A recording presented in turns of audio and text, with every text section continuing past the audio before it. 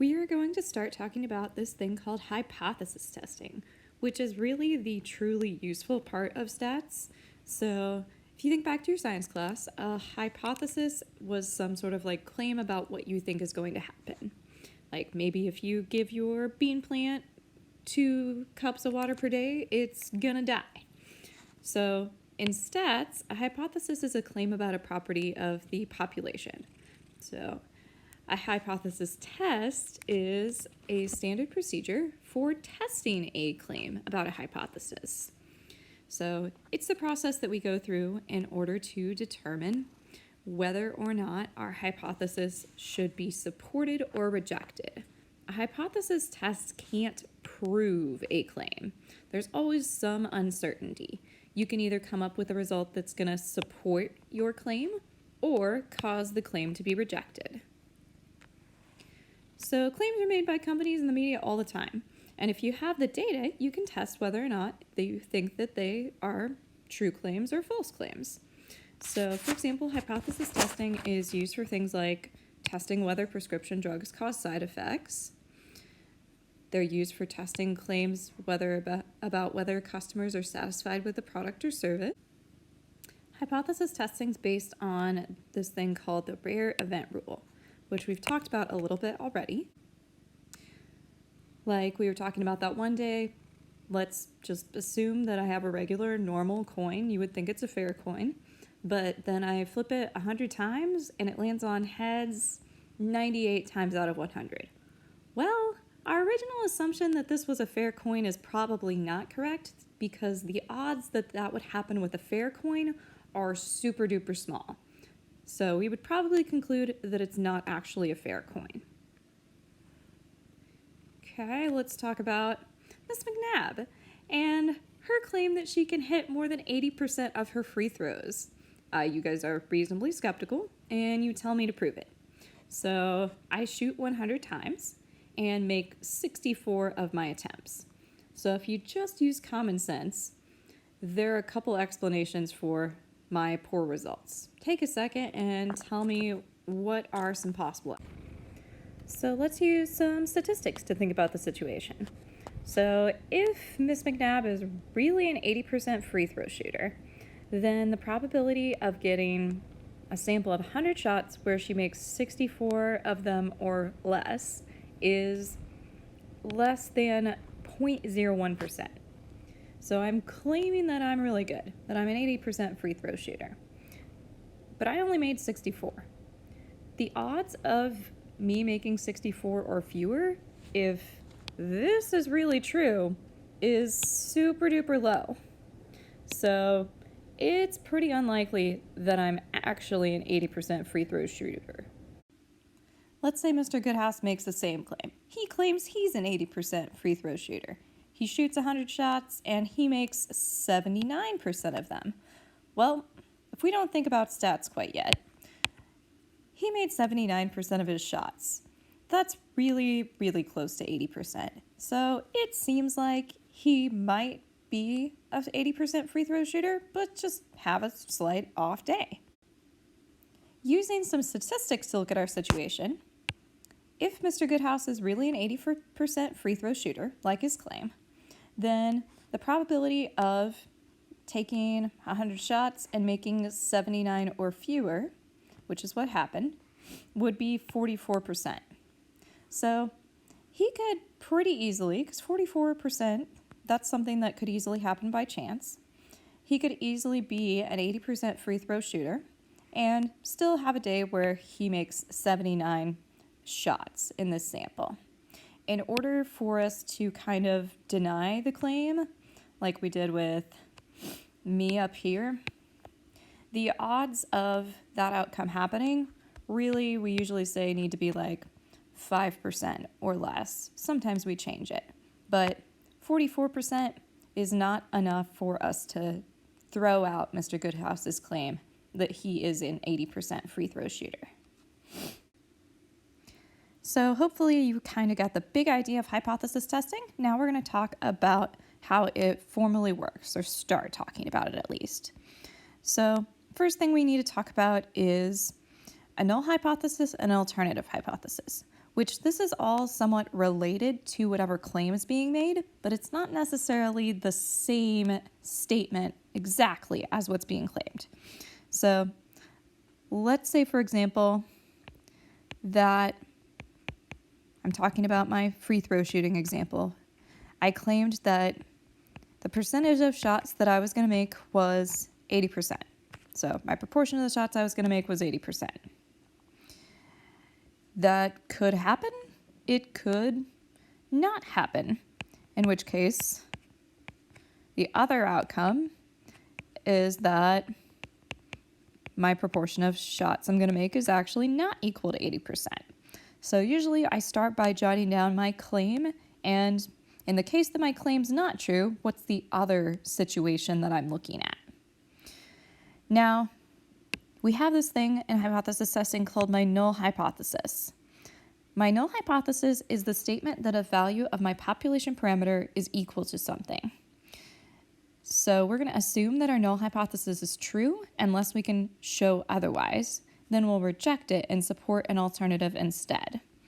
So your null hypothesis might be what's being claimed, or it might not. In this case, because my claim was that P is equal to 0.8, that also is my null hypothesis H naught. Then that would make my alternative hypothesis H sub 1, which is my basically other situation, P is not equal to 0.8.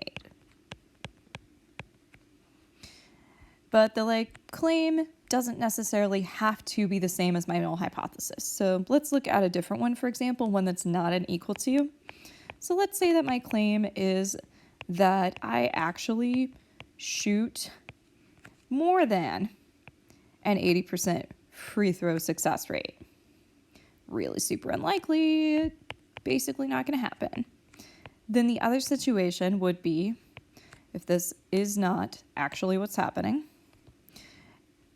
instead, my free throw success percentage is going to be less than or equal to 80%.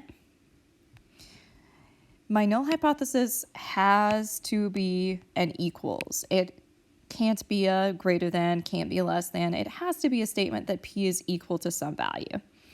So whichever of these situations I've jotted down contains the equality part, because this is less than or equal to, then that is going to correspond to my null hypothesis, which I'm going to say is that P is actually equal to 0.8. So my null hypothesis has always got to be an equal. Then my alternative hypothesis is whichever one has not involved equality. So that's my P is greater than 0.8 would be H sub 1, my alternative hypothesis. So in that case, the claim was not the same as my null hypothesis. So let's do a few. First, we're going to write our original claim and the other case symbolically, and then we'll use those to create our null and alternative hypotheses. Okay, so this claim is that the mean height of a 15-year-old is 67 inches. So symbolically, if we're talking about mean, we're going to use mu as our symbol, not P. So the claim says that our mean height is 67 inches. So mu equals 67. Our other situation could be that maybe mu is not equal to 67. That covers all the possible outcomes that could be happening here. Either it is 67 inches for our mean or it's not. So our null and alternative hypothesis, our null hypothesis is going to correspond to whatever had our equality symbol in it, our equals. So our null hypothesis, or H sub 0, is just mu equals 67. Our alternative, H sub 1, our alternative hypothesis, is that our mean is not equal to 67. Okay, let's look at this one. More than 40% of people in the US have a cell phone. So that's our claim. We're talking about a proportion of our population. So we're going to use P for our symbol. So they're claiming that P is greater than 0.4. Our other situation that we could be facing is maybe that's not really what's happening. Maybe P is less than or equal to 40%. Now, if I am figuring out my null and alternative hypothesis, my other case has the equals. So I'm going to convert my null hypothesis, H naught, to correspond to that and say that my null hypothesis is P is equal to 40%, which leaves my alternative hypothesis to go along with my original claim. So H1 is P is greater than 0.4. So in order to actually conduct a hypothesis test, now that we know how to write our hypotheses, I'm going to need this thing called a test statistic that corresponds with my and basically indicates whether or not the sample is going to support my null hypothesis or cause me to reject it. So what goes in this test statistic is I need my value for P, which comes from my null hypothesis. It's whatever we're saying P is equal to in my null hypothesis. P hat comes from my sample. And then in my denominator, I'll have P and Q, which remember Q is 1 minus P. So it's claimed that the proportion of adults who smoked a cigarette in the last week is less than 0.25. So my claim is P is less than 0.25. My other situation would be P is greater than or equal to 0.25. Let's figure out, so my null hypothesis corresponds to whatever's got my or equal to in it. So my null will really be P is equal to 0.25. And my alternative will be P is less than 0.25. Now I needed that to know what P is equal to in my equation for my test statistic. So my test statistic is a z-score. And if I plug in my values, P hat comes from my sample data, so 224 out of 1,018 people said they smoked a cigarette in the past week, so I'm going to keep 4 decimal places there and plug it in. P is 0.25 for my null hypothesis. If you're plugging this in your calculator, make sure you use like parentheses around the top and bottom. So inside my radical, I'll have P is 0.25. Q will be 1 minus that, so 0.75, and then over my sample size, that's all inside the radical. Try typing it in. You should get negative 2.21. So we talked about test statistics, which are basically data from our sample. We're going to be comparing those test statistics to what are called critical values.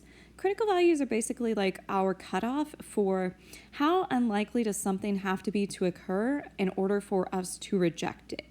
So our critical value is determined by our significance level. Like kind of our confidence intervals had, I want to be 95% confident. My significance level is sort of corresponding to that for hypothesis testing. It says it's the odds that I reject my null hypothesis when it's actually true. So the critical values cut off what's called the critical region, which is the set of all test statistics that cause us to reject the null hypothesis.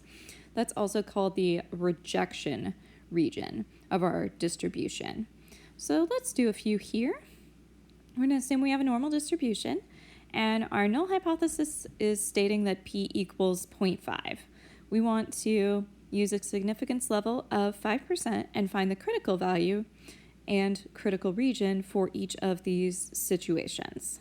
So really, my alternative hypothesis is what we need to focus on here to determine my critical values and my rejection region. So in this case, my alternative hypothesis is P is not equal to 0.5. So we'll be rejecting our null hypothesis if P is either larger or smaller than claimed. This is called a two-tailed hypothesis test. So to determine my critical values, I'm going to take my significance level of 0.05, and since this is two-tailed, I'm going to split that 0.05 into half and make 2.5% in the left side and the right side of my normal distribution. The z-scores that cut off that rejection region are my critical values, 1.96 and negative 1.96. So the area that I just shaded in blue is my critical region, and it's the region where if my test statistic falls into it, then I'm going to reject my null hypothesis. So this says, hey, what if our test statistic's 2.3? Would we reject the null hypothesis? 2.3 is in my critical region. So that data, if I got a test statistic of 2.3 from my sample, would be a p-value that seems larger than 0.5 and would cause me to reject my null hypothesis. And say instead, basically, hey, we think p is actually not equal to 0.5. So say same situation, except I've changed my alternative hypothesis to be p is less than 0.5. So in this case, we're going to reject our null hypothesis only if we can show data that p is instead smaller than what's being stated in our null hypothesis. So in this case, my rejection region is only going to be the 5% in the left side of my normal distribution because it's a less than. So the critical value, my z-score that's going to cut off that critical region, is going to be negative 1.645. And my critical region is shaded in blue. So if I compare my test statistic, let's say I get a test statistic of negative 1.8 to that critical region, I will be rejecting the null hypothesis because instead it appears that my sample data is showing that p is smaller than 0.5 instead of equal to it. Our last alternative hypothesis is p is greater than 0.5, and we'll be rejecting our null only if our sample data shows that p is larger than what's stated in our null hypothesis. So similar to last time, except our 5% is going to go on the right side where our data would be larger. So our critical region is all the test statistics bigger than 1.645. If we have a test statistic of negative 2.4, then we do not have data to reject our null hypothesis because we haven't shown that it looks like our sample indicates p is greater than 0.5. So we won't be rejecting our null hypothesis.